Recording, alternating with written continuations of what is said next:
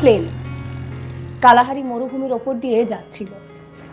তাতে যারা জার্নি করছিলেন তারা সেই মুহূর্তে তাদের বেস্ট টাইম কাটাচ্ছিলেন।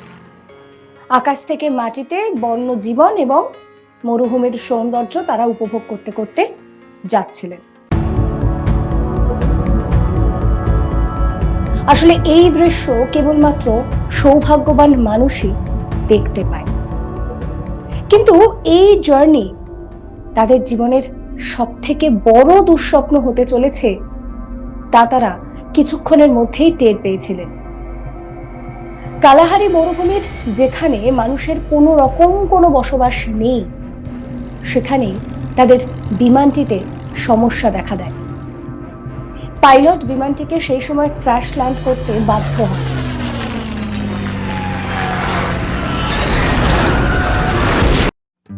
দক্ষিণ আফ্রিকার কালাহারি মরুভূমি বিশ্বের ষষ্ঠ বড় মরুভূমি, যার আয়তন 9 লাখ বর্গ কিলোমিটার। তবে সাহারা মরুভূমির মতন এই মরুভূমি শুষ্ক না হওয়ায় এখানে বন্যপ্রাণীর বাস রয়েছে, যার মধ্যে চিতা, সিংহ, বন্য কুকুর ইত্যাদি সহ হাতিও রয়েছে। এই বন্য প্রাণীদের দেখতে দক্ষিণ আফ্রিকায় প্রচুর মানুষ ডেজার্ট সাফারি করতে যান।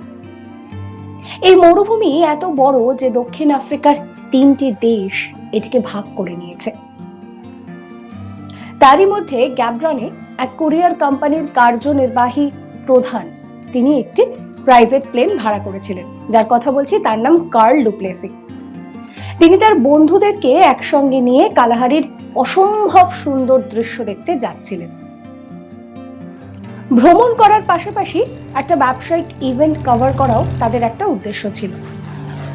তো যে বিমানে তারা যাচ্ছিলেন সেই বিমানে 2টো ইঞ্জিন ছিল। শেষ নাম 414। ভ্রমণের শুরুতে 5 জন যারা বিমানের মধ্যে সেই সময় ছিলেন তারা সবাই ভীষণ এক্সাইটেড। প্লেনটি টেক অফের পর তাদের নির্দিষ্ট যে গন্তব্য অর্থাৎ কালাহারির মৌনগ্রাম সেই দিকে রওনা দিয়েছিল। এই জার্নির সময় ছিল মাত্র 2 ঘন্টা।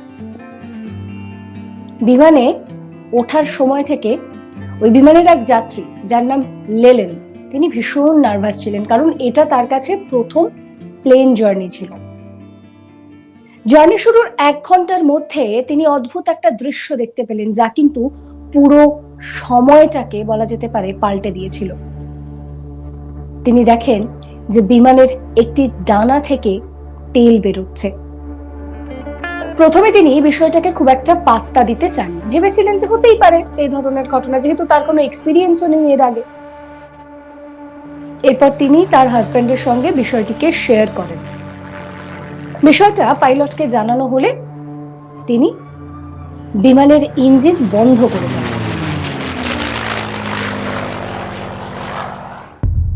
তারপর ঠিক কি হলো, অবশ্যই এই বিমানের গল্প এবং বিমানের বাকি যে যাত্রীরা তাদের কি হলো সেটা নিয়ে তো আপনাদেরকে বলবোই আজকের এই এপিসোডে। কিন্তু আপনাদের মনে করিয়ে দিই, সাবস্ক্রাইব করতে ভুলবেন না আজ তাক বাংলার ইউটিউব চ্যানেলকে, ফলো করবেন আজ তাক বাংলার হোয়াটসঅ্যাপ চ্যানেলও। যে বিষয়টা আপনাদেরকে বলছিলাম, যে লেলেন দেখেন যে একটা ডানা থেকে তেল লিক করছে।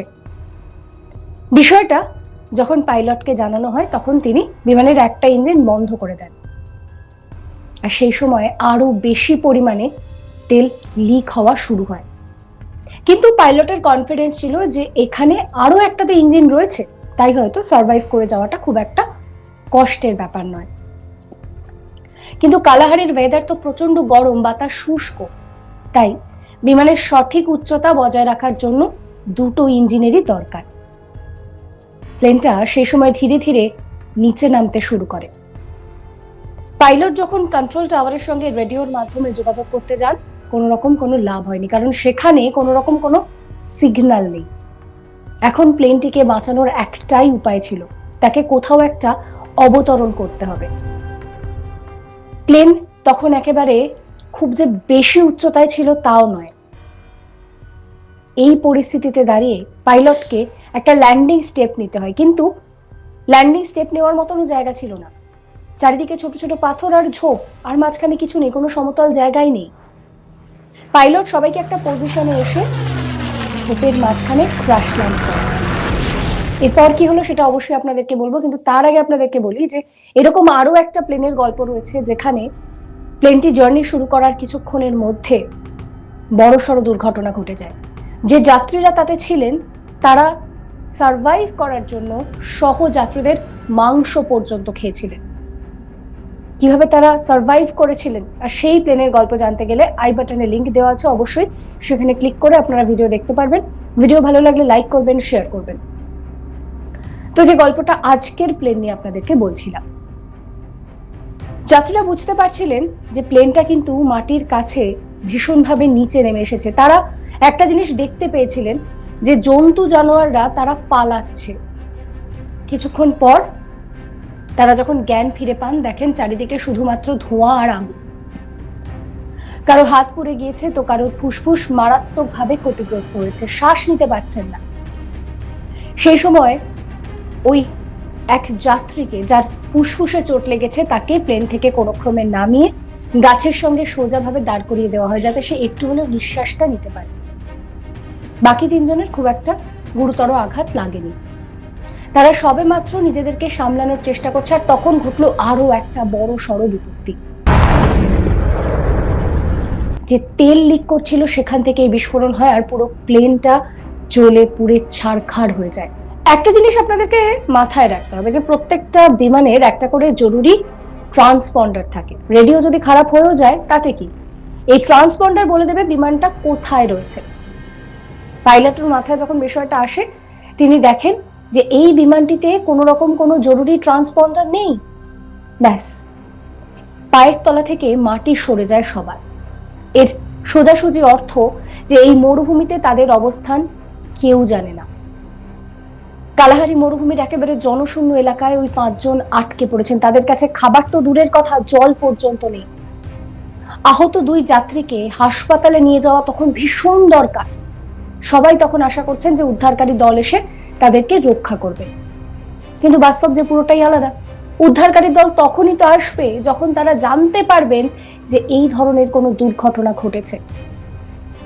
আর যদি উদ্ধারকারী দল আসেও তাদের কাছে পৌঁছতেও তো অনেকটাই সময় লাগবে। এই পরিস্থিতিতে তারা বিমানের আগুন থেকে আগুন জ্বালান। সামনে তারা প্রচন্ডভাবে হিংস্র জন্তু জানোয়ারের আওয়াজ শুনতে পাচ্ছিল, কিন্তু শুধুমাত্র যেহেতু আগুন জ্বলছিল তাই জন্তু জানোয়ার কোনোভাবে তাদের উপরে অ্যাটাক করেনি। এইভাবে কাটলো তাদের প্রথম রাত। দ্বিতীয় দিনেও তো কোনো উদ্ধারকারী দলের খোঁজ নেই। 5 জনের অবস্থা তখন ক্রমে খারাপ হচ্ছে, জল নেই, তাদের গলা শুকিয়ে কাঠ। প্রাণ বাঁচাতে তারা গাছের পাতায় যে শিশির পড়েছে সেটা পান করার চেষ্টা করেন। কয়েক ফোঁটা পান করছেন, এই সময় সূর্য আবার মাথার উপরে উঠে গেল, ব্যাস শিশির বিন্দু শুকিয়ে গেল। এরই মধ্যে তারা দূর থেকে একটা বিমানের শব্দ শুনতে পান। তারা আকাশের দিকে তাকিয়ে দেখেন, আগুন দিয়ে ইশারা করার চেষ্টা করেন, একটি যাত্রীবাহী প্লেন যাচ্ছিল।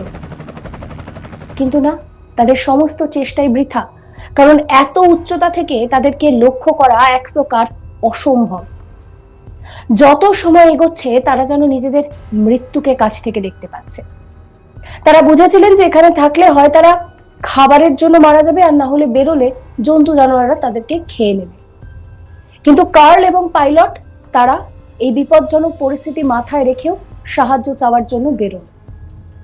তারা আহত যাত্রীদেরকে সেখানে রাখেন এবং তারা নিজেরা সাহায্যের সন্ধানে বেরোন। দিন যত এগোচ্ছে ওই 2 যাত্রীর অবস্থা আরো খারাপ হচ্ছে। দিনভরের গরম তারা নিতে পারছিলেন না। আর কার্ল এবং পাইলট তারাও তো অনেকক্ষণ হাঁটছেন, তাদের কাছেও কোনো রকম কোনো জল নেই। দ্বিতীয় দিন রাত্রিবেলা হঠাৎ করে বৃষ্টি দেখা দেয়, কিন্তু তা এতটাই অল্প মাত্রায় হয়েছিল যে সেটাকে স্টোর করার কোনো রকম কোনো উপায় তাদের কাছে ছিল না। কার্ল এবং পাইলট তারা সাহায্যের জন্য এগিয়ে যাচ্ছেন, কিন্তু তারাও কিছু খুঁজে পাচ্ছেন না। তাদের মনে তখন সংশয় হয় যে তারা কি আদৌ ঠিক জায়গায় যাচ্ছেন, ঠিক ডিরেকশনে যাচ্ছেন। এদিকে এতটাই গরম যে আহত 2 যাত্রী তাদের ডিহাইড্রেশন শুরু হয়ে যায়। এই সময় পাইলট এবং কার্ল দেখতে পান যে একটা গাছের ডালে বৃষ্টির জল জমে আছে, তারা সেটাই ভাগাভাগি করে খেয়ে নেয়। তৃতীয় এবং চতুর্থ দিনে তাদের বেঁচে থাকার যে সাহস সেটা তারা এক প্রকার হারিয়েই ফেলেছেন। তারা যেন তখন মৃত্যুর জন্য অপেক্ষা করছেন। লেলেনের হাতের ক্ষতর উপরে তখন পোকামাকড় বসতে শুরু করেছে। অন্যদিকে কার্ল এবং পাইলট তারা 4 দিন ধরে হেঁটে চলেছেন। একটা অলৌকিক না ব্যাপারটা, যে তারা অভিজ্ঞতা ছাড়া মরুভূমিতে হাঁটছেন অথচ কোনো জীবজন্তু তাদেরকে শিকার করে। পঞ্চম দিনে কার্ল এবং পাইলট দূরে একটা কুঁড়ে ঘর দেখতে পান। প্রথমে তারা ভেবেছিলেন যে তারা মরীচিকা দেখছেন, কিন্তু বাস্তবে দেখা যায় যে এটা একটা বাড়ি আর তার ভিতরে একজন মহিলা বসে রয়েছে। তারা যেন প্রাণ ফিরে পেলেন। তারা প্রথমে জল খেলেন এবং তারপর পুরো বিষয়টা কন্ট্রোল রুমকে জানালেন। উদ্ধারকারী দল কালাহারিতে এসে পৌঁছায়, কিন্তু তখনও তাদের খুঁজে পাওয়া যাচ্ছে না, লোকেশন বোঝা যাচ্ছে না, কারণ কোনো রকম কোনো ট্র্যাক করার কিছু নেই। দুর্ঘটনার 6ষ্ঠ দিনে নিঃশ্বাস প্রায় তাদের বন্ধ হয়েই যাচ্ছিল। এই সময় তারা হেলিকপ্টারের আওয়াজ শুনতে পান। উদ্ধারকারী দলের সদস্যরা তারা সেখান থেকে উদ্ধার করেন তাদেরকে। এরপর 5 জন সকলেই প্রাণে বেঁচে যান। কিন্তু জানেন, এই ঘটনার 2 বছর পর ওই বিমানের পাইলট আরো একটা বিমান চালাতে গিয়ে দুর্ঘটনার মুখে পড়েন আর তার মৃত্যু হয়। কিন্তু ভাবুন তো, কথায় বলে না যে রাখে হরি তো মারে কে, এই 5 জন যাত্রীর ক্ষেত্রেও বিষয়টা ঠিক সেই রকমই না? এই ভিডিও আপনাদের কেমন লাগলো অবশ্যই কমেন্ট করে জানাবেন। কমেন্ট সেকশন খোলা রয়েছে আপনাদের জন্য। সমস্ত খবরের আপডেটের জন্য সাবস্ক্রাইব করতে ভুলবেন না আজ তাক বাংলার ইউটিউব চ্যানেলকে, ফলো করবেন আজ তাক বাংলার হোয়াটসঅ্যাপ চ্যানেল।